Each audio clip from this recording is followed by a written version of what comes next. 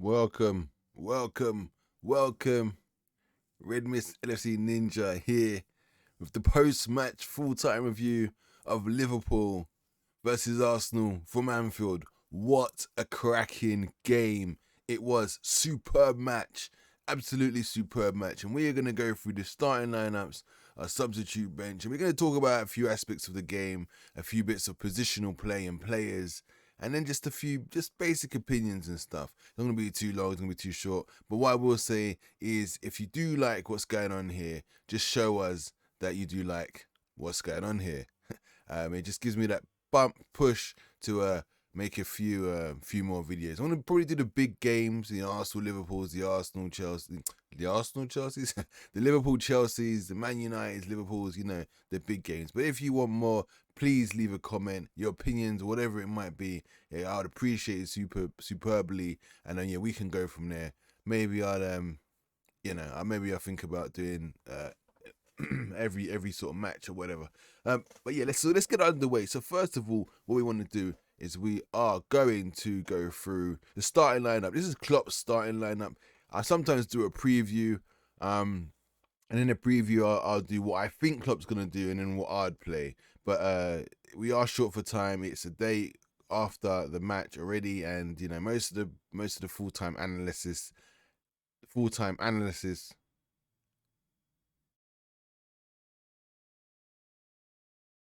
Why can't I pronounce that word? Full-time. Whatever. I give up. Full-time videos. Most of the full-time videos are done. So yeah, we're gonna start with Alisson. We're gonna go with Robertson,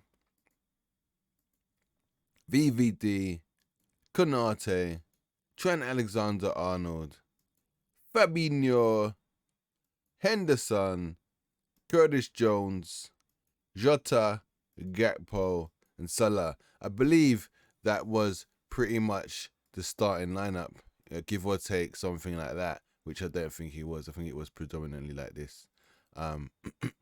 Henderson in the middle, alongside Curtis Jones, Fabinho, Robertson left back, Van Dijk, Konate across the middle, Trent right back for Alisson in goal, obviously. Let's just put him back on his line. Right, our substitutions were Tsimikas, Kelleher, Milner, Harvey Elliott, Gomez, Nunes, Firmino, THIAGO, and Matip. That was our bench. Now, where are we going to start? It was a crazy game. Probably go with just quick match ratings and stuff. I usually have the numbers and everything for match ratings. But I haven't got everything loaded up, and I just wanted to get a quick full-time analysis. So here we go. Alisson, I thought was pretty good. I'll probably go with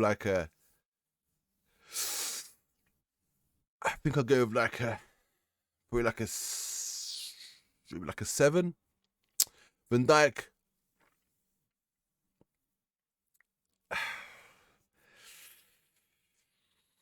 he was at fault for 2 of the goals, in my opinion.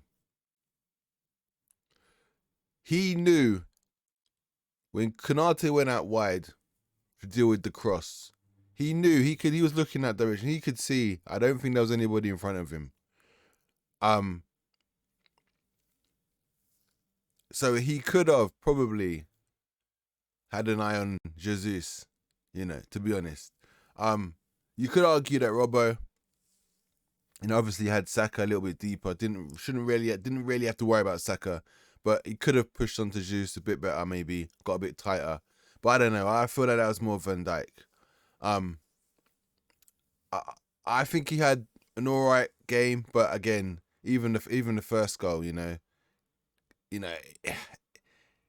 get a better foot on that. I know it's reactive, and sometimes it's just luck of the draw. And I think both of the goals were somewhat lucky, to be fair. So I'm going to go for a 6 for Van Dijk. Robertson, I think did have a little bit of a torrid time down that right side. Although it seemed like Saka wasn't really involved much, but then we didn't really see Robertson burst on a couple kicks. Actually, nah, you know what? He had a few good bursts. I think I'll go with a 7 for Robertson. Kind of nullified Saka, kind of locked him off. There's a few moments slip early on that led to the Van Dijk error. And these three here were just awful. That early goal that Arsenal scored, it was these three's fault. It was so goddamn clumsy. I couldn't believe what I saw with that goal. So fluky, so unlucky. But once again, a slow start, a sluggish start, and we paid the consequences for it. It was a Robbo slip, but nonetheless, slip is a slip. We conceded because of that. So I don't know. Get the right footing on Robbo in future. Excuse me. So I would give Robbo, I think I said a 7. Van Dijk, I think I said a 6. Konate, I think was fantastic. I think I'm going to give him like an 8.5. Had he scored the goal, had he scored the goal and kept a clean sheet, he gets a 10, massive 10. Had he scored a goal, he probably would have got a 9 or a 9.5. He was that damn good. Trent, I thought Trent was fantastic. I thought he was really good. I want to see that kind of enthusiasm and hunger from Trent every game if possible. If it took Xhaka to rile him up and really piss him off to get him playing. And yeah, that fire was nice to see in Trent. It's good to see that he still actually has it, because a lot of us were feeling like he was just bumming around. He weren't really, being serious. He weren't really trying to defend. But we saw a new little tactic deployed by Klopp, which will be interesting, and we can go into it a little bit more. So Trent, I think I will give Trent probably an 8. I thought he was pretty good. He got skint early on by Martinelli. That was before their early goal even. But yeah, I'll give him that. Fabinho, I thought was really good. Everyone says this guy's legs is gone. His legs haven't gone. You have to remember with Fabinho, right? He is pretty much doing this job and this job and his own job. He has nobody to help. It is literally a 4-1-3.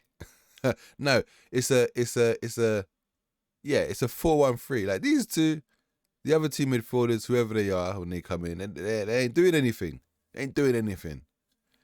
Fabinho, I think I'll give Fabinho probably a 7. But I think he was good. Maybe a 7.5. I think he was good.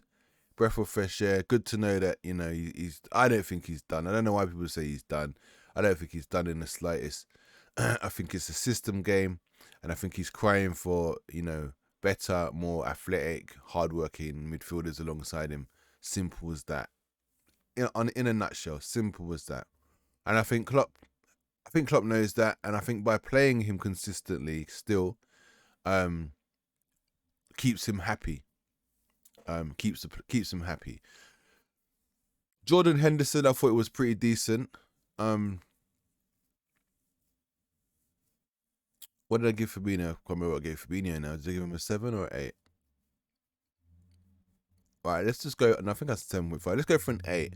Because I think Jordan was probably a 7. Partly the reason why we scored the second goal. I thought he was really good. I think he had a really, really good game. Yeah, I think he had a good game. I think Curtis Jones first half, because he came off early about around 50 minutes mark, didn't he? So I think Curtis Jones, I'll give him a 7 as well. I think that first half was really good first half. A little bit of a slow start, but the whole team started slow anyway. After the first 20 minutes, 25 minutes, 30 minutes, he got to grips with things. And I think he was massive. And he was pivotal in the first goal as well. So he played a great part in that. And I think that bumps him up to his 7. Cody Gakpo, I thought was very good too. He done a lot in the final third. Holding off players, dribbling, linking up play. I thought he was really good. I can't wait till he is really establishing that Firmino position. Listen, whether you like it or not, and I'll be blunt and honest with you, he has been brought to play the Firmino role. Firmino is leaving at the end of the season. He has been brought to play in that role. He can play on the left, which is a bonus, right? But, you know, ultimately, Klopp has brought him to play in the centre, or Pep's brought him to play in the centre, wherever way you want to put it. He's going to be playing there, so guys, we better get used to it.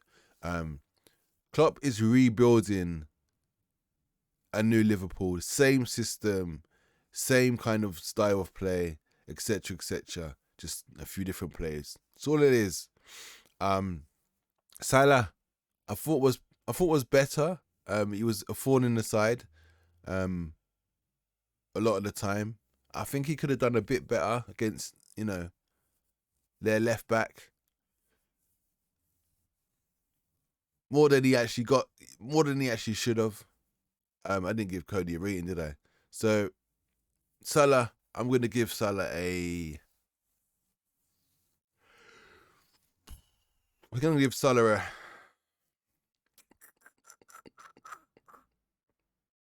I'm going to give Salah... He scored a goal, probably an 8. Had he scored the penalty, probably would have jumped up. Probably would have jumped to a 10. I don't think his whole all-round game was that good. He got the goal. He was alert for it. You know, rebound off of Jordan or the shot that kind of, you know, put him in. For the tap-in, he was alert to it at least. So maybe an 8.5 or 8. If the rest of his game was on song, plus scoring a penalty, massive 10, easy. But yeah, man of the match is definitely Konate. Back to Gakpo, I think he's probably a 7.5 or 8. Something like that. I think it was really good. Jota, I thought was poor. Just went missing. Didn't really. I think he had a fair few touches. I'd probably say out of the whole performance, I probably think he was probably the worst. Yeah, I think he was probably the worst. Even out of the substitutions that came on to replace him, definitely not on fire. Definitely not on form. In fact, I'd probably be thinking about letting him go. Actually, I think we could get a good fee for him. Fresh from injury, had a good rest. I think we could let him go in the summer, bring someone else in. But that's not our priority. Our priority is midfield and defence. So maybe we'll keep him for that substitute appearances from time to time, you know. And yeah. But yeah, Jota, I would say probably a 5, something like that, maybe 5 or 6 rating. I thought he was the poorest out of the whole team. Whole squad furthermore today. So let's just talk about this Trent on the inside motion. So what it is that I don't know if it was deployed solely for this game particularly because of the Martinelli threat down here. Could have well been that Klopp said to Konate to come across, Van Dijk to come across, and Robbo, we drop into a back 3. Something like this. And we do that. And this way, you actually have 3 players here. So this area is very well protected. Because you just definitely have the double here. And then you have Jordan here just dropping in. So it's very, very compact. I quite like it. I ain't gonna lie, I quite like it. So that's basically what was happening. It's that simple. You know, I feel like Klopp said to Konate, you know, help Trent out. Help Trent out. Or Konate took it upon himself to be like, yo, Trent, what's up? Help Trent out. You know, and then Trent backs up Konate. I literally think it was as simple as that. I don't think it was any more complicated than that. But what we get in here also is we get like a 3-2-3. You know, when we're in possession of the ball, it's kind of the thing. It kind of does this. It's kind of this, which is pretty cool as well. You know, because you have the two here, and Jordan just drops off into this position. You know, and you never know what could happen. Is if this was maybe Harvey Elliott or THIAGO they could float into the middle. That'd be pretty dope. That'd be cool. I've never really seen it. And then you got like a 2-4-1-3 position, attacking position. That'd be cool because you have more support in here. And you still got the lines active. Robbo, Jordan Henderson can do that line, which we saw that a lot. And I think predominantly that's what was happening. Jordan Henderson wasn't really in here much. He was quite out wide. Because I think where Fabinho was in here covering this area, Trent was drifting in when we had possession as well. And even when we got Ross' position, he was kind of in this area defensively. And it would come out when Konate would go out, or he'd just fill in here for Konate, which is good. But that's it's very interesting that Klopp is doing that. And I don't know whether it was against Arsenal, like I said, because of the Martinelli, the potential Martinelli ambush down a wing. Could have just been for that. We have seen him floating in and around. I quite like it. I don't think that he makes your total midfielder, like your proper midfielder. I don't think so, because I think he lacks physicality. I think he lacks energy. I think he's a bit sleepy, goes to sleep at times. When he's involved in the game, he's involved in the game. Maybe it's just because he's out here at times. It looks like he's kind of sleeping, defensively. He gets caught out because, the ball's up along here. He's kind of not really in and amongst the play. But I don't know, but usually he's involved. When we have an attacking, he's always involved down this side, isn't he? He is. Cuts in, or he is active. So I don't really understand it. But I just think he's height-wise and aerially, I don't think he's great to be in here. I don't think he battles well enough. I don't think he knows when to do a tactical foul like Fabinho, like the master of tactical fouls in Fabinho, and smile afterwards. I don't think he organises as well as Jordan Henderson probably. He's certainly not experienced. Well, he is experienced. He is as experienced as all of them. That's bullshit. He is as experienced as all of them. Maybe he's still young-minded a little bit complacent, Maybe believes his own hype now too much. I don't think he plays well with his back to goal, going backwards, like on the turn, the half turn, or taking a touch and then laying it off. I don't think he does that well at all. I think as a centre midfielder, you need to be able to do that, a.k.a. Fabinho, a.k.a. THIAGO. They can play on a half turn, like back to goal or facing their own goal.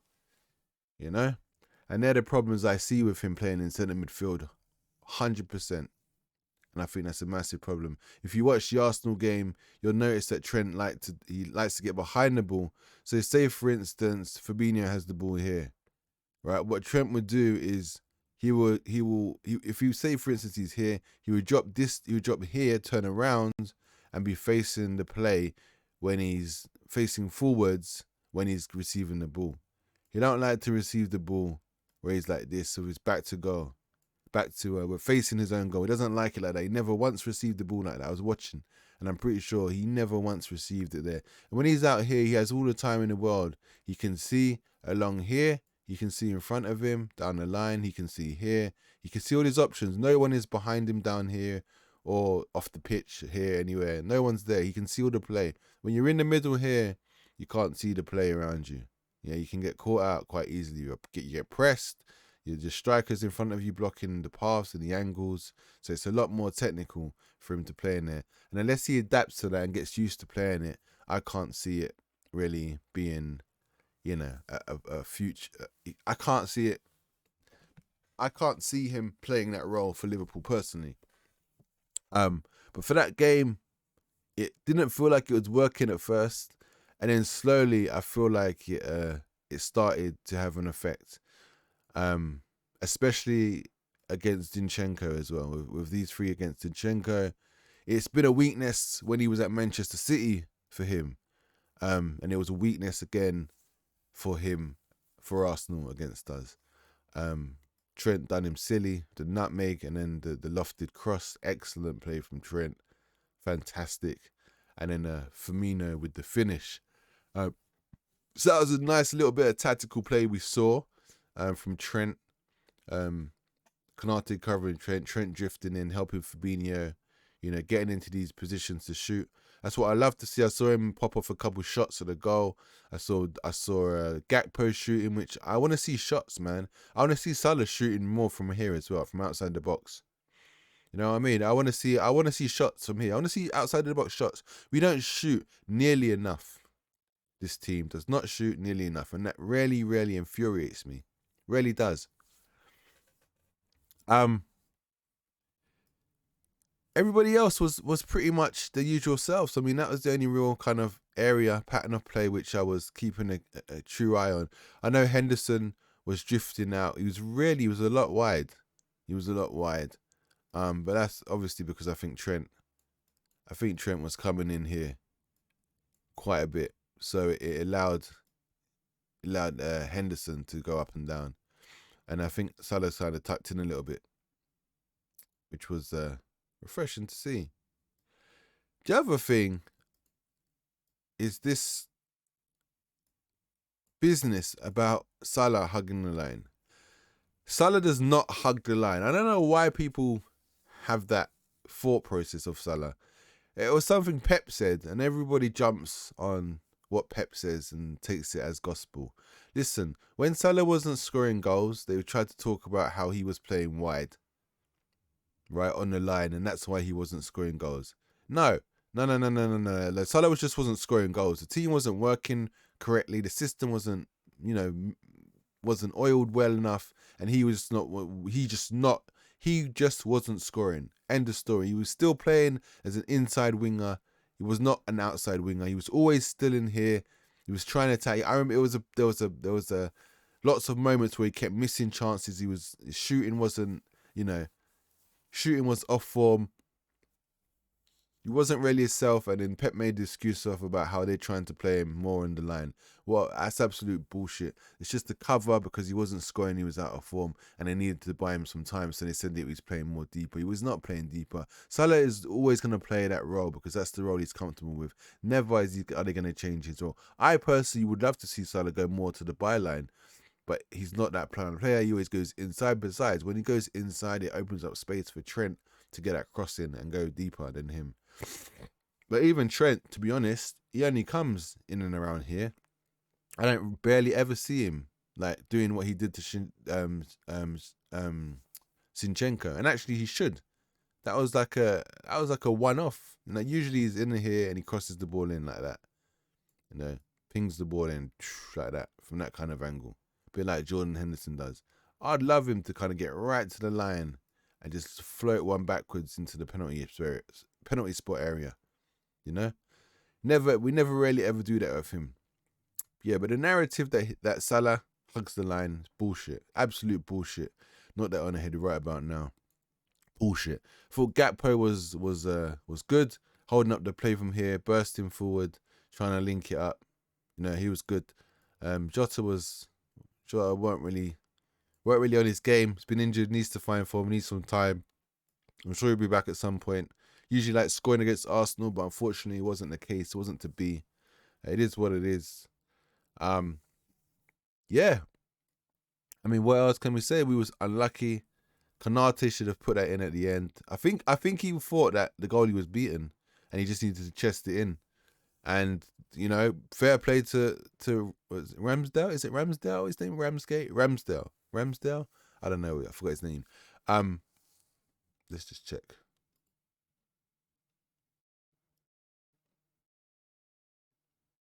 Yeah, Ramsdale.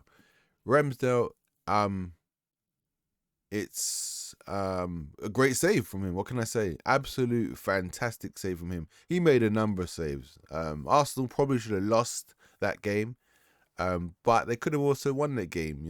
Martinelli gets that pullback pass right to Saka. It's 3-2 to Arsenal, isn't it? Ultimately we could have then scored with the Konate goal. Had they scored the 3-2, then Konate. I know it's gone. The moment's gone, and Konate missed. But obviously, the Martinelli pass wasn't good enough. But had that gone in, then the result for Konate's could have also been different. But because they don't go in, because, you know, Martinez don't go in, we can't say, oh yeah, Konate, if Konate goes in, you know, we score 3-2. Even though that is, you know, somewhat the case. But things could have been different, you know. It could have been complacency that, you know, yeah, I'm definitely going to score. I've got the ball, it's right here. Konate, it's going to go in, I'm going to score, you know. And he gets complacent and he doesn't score. Ramsdale saves it. But had, you know, Arsenal scored the Martinelli pullback, then Konate knows he has to put it in the net. So there is no complacency because you're freaking losing. So, you know, the argument is he would have definitely stuck it away had he been 3-2. Maybe with the fact it was 2-2, he was more confident and he was just seeing, like, he was seeing those headlines and he was, you know, his name written in the stars, you know, in the, Konate gets the winner. You could already see it before it's even in the net, and therefore, you know, he's not so clinical with it, you know. But when you are trailing, you don't look at that. You just want to get your team level again. So, you know, those instances can, yeah, all make all the difference. It can really make the difference. Excuse me, super tired. It's been a busy one yesterday. So yeah, I don't really know what else there is to really go through. I just wanted to talk about some passages of play, really, and player roles that I've kind of noticed and things like this. As I said before, get used to Gakpo playing central. We know that Jota came off and Nunes came on. A lot of people have an issue with Nunes playing on the left. The reason why he's playing on the left is because we need pace on the left. It's not rocket science, guys. We need pace on the left, right? He's faster. He's quicker off the ball than Gakpo is. I think Gakpo's quick. That's why Gakpo is used to left. But there's no point Klopp playing him on the left if Klopp wants him to play in the centre, which he does.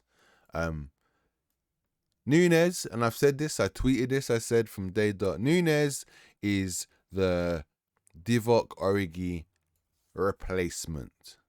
He is the Divock Origi replacement. He's young, quick, hungry, fast, and probably better.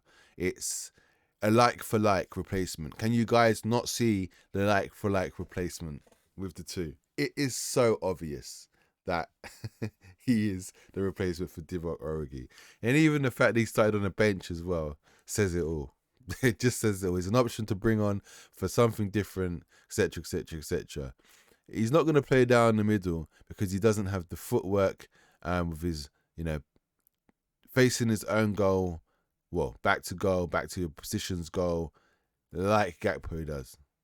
Half turn, he's not that guy. He likes to be like practically turned before he receives the ball, and then, you know, he kind of drags the ball forward with his right foot, and then he runs onto it and powers down the line. That's what he likes to do. He's not going to do that in here. He's not that kind of player. He likes to do all this and come around the sides and, you know, cut back and lay it off, and, you know, or he'll make a diagonal run in like this.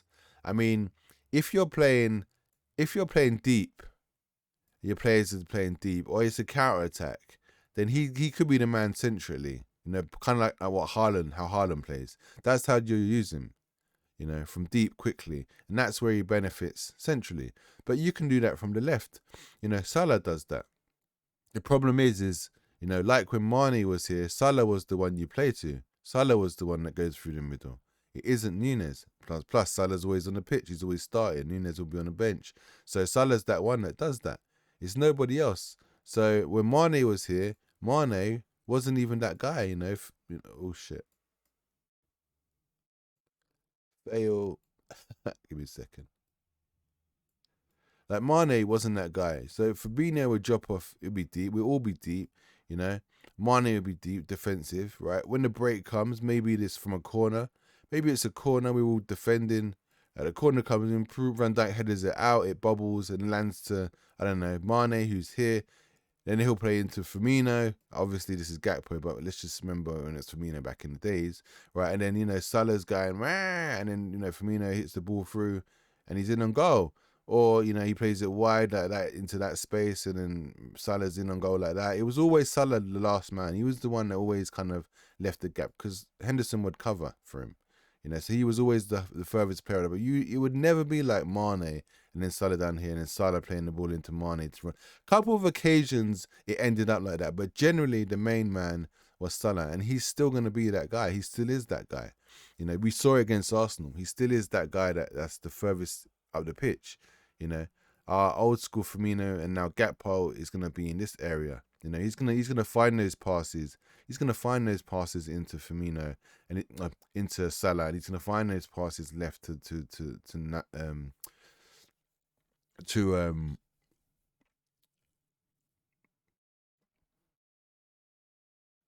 Nunes when he gets the moment.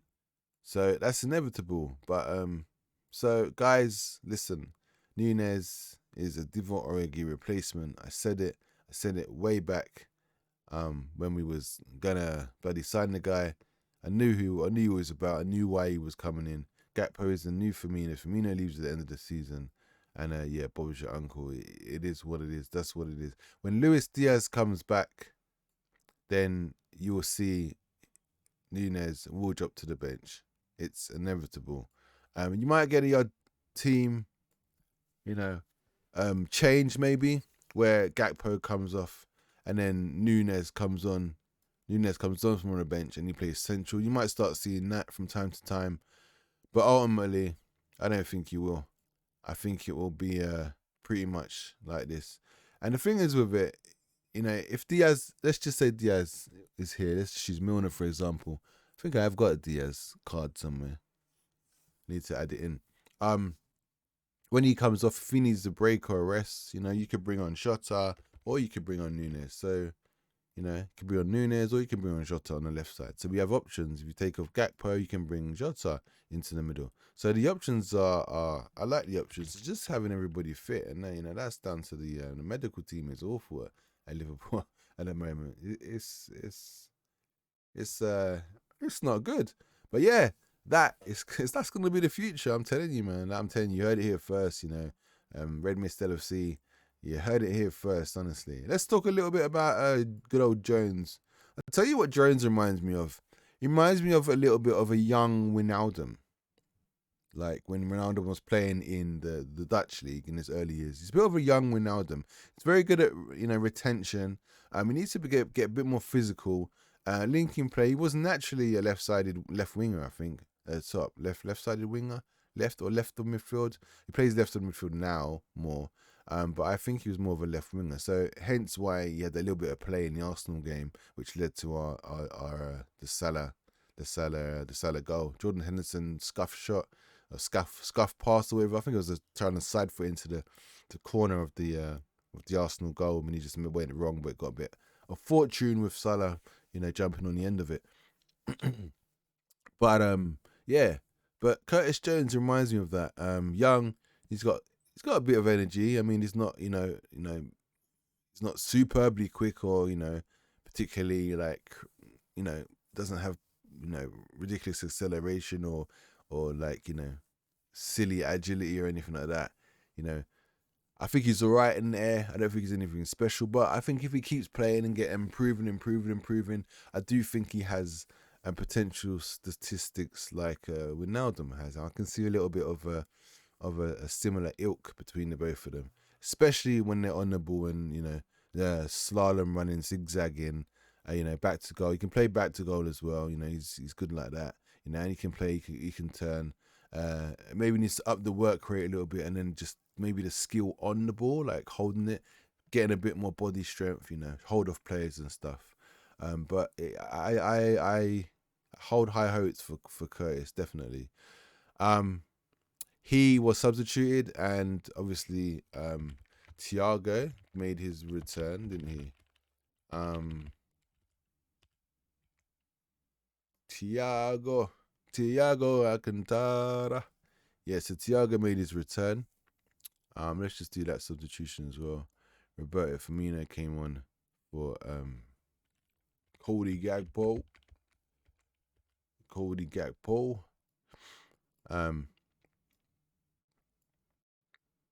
So yeah, when THIAGO came on, it was a good time because the thing is when THIAGO came on, what it does is a lot of people said that it slowed down the game.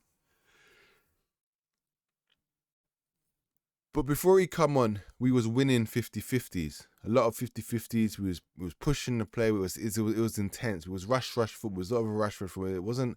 We was rushing. We was winning balls and we was applying pressure, but we wasn't creating any actual chances or anything like that. And what THIAGO did when he came on was he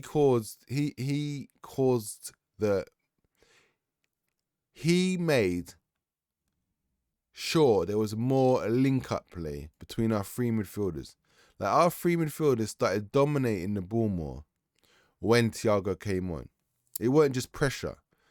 That pressure turned into, or that kind of Jurgen Klopp, what do they call it? Can't remember what he calls it now. Klopp football. The gung-ho kind of style that Jurgen Klopp plays. I can't remember. He calls it something now. Special name for it. We weren't creating anything, and it was just literally just pressure, and it was just like, you know, we'd have some pressure, and then Arsenal will get out and have an attack. You know, what THIAGO done when he came is he turned that pressure into sustained pressure, and we was passing around the area. Little intricate passes. It's like when he came, when everyone wanted to pass the ball, no one was lumping it around enough for me. They was like, yeah, THIAGO's on, we can all pass the ball around now. And he was just linking the play, little 1-2s here and there. It was sexy. It was proper sexy.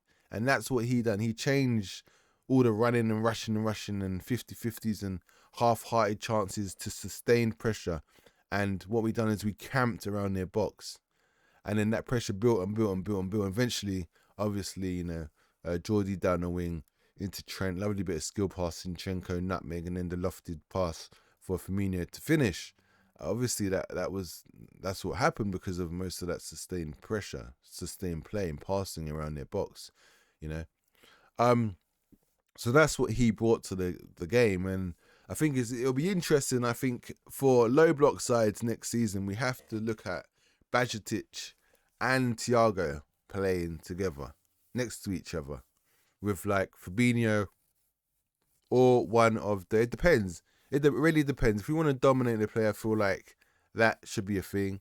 Or maybe we can go with two workhorses in like Fabinho, and let's just say we signed Caicedo or something. So you got Fabinho, you got Caicedo, and you got THIAGO just in front or something like that. Or usually we play with one DM and two 8s, 1 6 and 2 8s. So maybe you have Caicedo here instead of Jordan Henderson, and then you have THIAGO, or you have Elliot and THIAGO, or you just have two playmakers. You know, you have your DM. The thing is, THIAGO works really hard. He gets stuck in with the tackles, and so does Bajcetic as well. He also gets stuck in with the tackles. So I don't think we'll be lost for work rate in there for sure. Definitely not. And those boys can both play as well. The only thing I'd say is aerially, THIAGO and Bajcetic aren't the strongest, but then you do have Fabinho in there. The only thing is, if you need an aerial ball out here, Fabinho can't vacate his position to cover that aerial threat. You know, he has to stay here, or he's leaving a massive gap, right? So that don't make really much sense. So that's one thing I say Jordan always offers. He never kind of leaves areas exposed. He works really hard. He has a physical presence. He can tackle. He jockeys well. He stands them off, and he organizes. He organizes very well, you know. So that's one thing he always brings to your game. That's the game, and I think that's important. He's obviously got a connection and link up know-how with Fabinho, like the three of them do against THIAGO. Now, a lot of people was like, oh yeah, a lot of fellow LFC fans actually are like, oh yeah, it's like Arsenal better than us. Arsenal aren't better than us. They're not better than us. I look at their team and I look at our team. Player for player, they're not better than us. They are not better than us. I don't care what anybody says. I don't care if they're top. I don't care if they're top of the league. They're not better than us, right? All they are is more consistent with us, and they've been ready this season where we've had the drop off. Yeah, there's been a few changes, squad faces and players, a little bit of unrest. Some people probably talking a little bit of shit about how they should be playing because, you know, when the team's winning, nobody has anything to say. The minute a team is losing, everybody thinks that because they're not playing is the reason why the team is now losing. When we lose, I bet Gomez sits there and thinks I could have changed that, but actually no. When you have your chance, you don't change it. So there is actually there's no truth in that you would change the result if you was playing. But these people these players that aren't playing, I'm not saying they are. I'm not saying they are. I don't know if they are and they are. I don't know if they are. I'm just saying everyone wants to talk, and it happens in Saturday League, semi-pro. When you are on the bench and the team isn't winning, you always think to yourself, "Look, can I come on and change this? If I'd played, would this have happened?" You really look at yourself and feel like that you could have made a change, which is not necessarily a bad thing. That is a good thing. A lot of the time, like it's good to think like that, because you want to make change. You don't want your team to lose, etc. But ultimately, it's not really the reason why the team isn't performing. There's many reasons why the team isn't performing. Personally, I think it's the heartache from the last season. I honestly believe it's the heartache from last season, and it makes sense. The slow start, everyone is just like gutted, just so gutted about losing the Premier League by how many points again. The Champions League, God damn it, like should have won that match, dominated Real Madrid in that final. Really should have. It's just that heartache. Obviously, got the other two trophies, and then obviously the penalty victory, off of Chelsea. Yeah, so I mean, it's a sticky one, but it's a sticky one. I mean, I feel like it's more the midfield. I don't think the midfield is right at the moment. I think the defense is fine. I think the midfield was very, very, very organised and hard-working in previous seasons. Wijnaldum, etc., and the players being a lot younger. I think Klopp needs to bring in 2 minimum, but I'd say 3 workhorse midfielders. Physical, hard-working, willing to learn the Liverpool way in midfield. And obviously injury free. Hasn't got a massive injury record and technically decent on the ball. For sure, definitely think we need that. Once we get that, I think you will see Van Dijk and Konate look absolutely solid with Alisson behind them. You'll see Trent looking solid again and Robertson. So I honestly think it's literally just those 2-3 midfielders. Honestly, I mean, we can look at a centre back, but once you sort the midfield out, does that then improve Matip's game and his ability to play? He doesn't look so vulnerable or pressurized. He always has options. Someone open. Midfield gives him an option to pass the ball in. He doesn't get caught out or nervous. Van Dijk probably improves and looks more solid as well. When those balls come out from being cleared, he just nods it down to one of our young 23-year-old workhorse midfielders that we sign. I don't know, and they just mop it up, and the ball just recycles, and then we attack again. Like I can see it. It's gonna happen. It's gonna be there. We're gonna, but we need those signings, the 3 quality signings, quality, hardworking. Want to fight for the badge, want to fight for the right, want to fight for Liverpool FC, want to win every game. We need that mentality in those players in here. And I think you'll see the best. I don't think this team is spent at all. I don't think their legs are gone. I just think the disappointment from last season, it's a lot to get over. They almost need this season off, to be honest. And the proof is where it was such a slow start, such a slow start. And I don't think with the injuries and stuff that we've succumbed to, I just don't think that, and having been in all the competitions as well, I just don't think that we've had the squad to maintain, a real challenge or attack on the Premier League title or that 4th place. 4th place is still within our grasp, but I don't think it's going to happen. We need to win all our last lot of games. Now, Newcastle, I think, are more likelier to clinch 4th, to be honest, than Tottenham. I think they really want it. I think they're hungry. They're banging in goals now. There was a point where they weren't scoring enough. Something's changed. Maybe Howe is kind of going for it more. I don't know what he's doing. I don't know what tinkering he's going on with his side.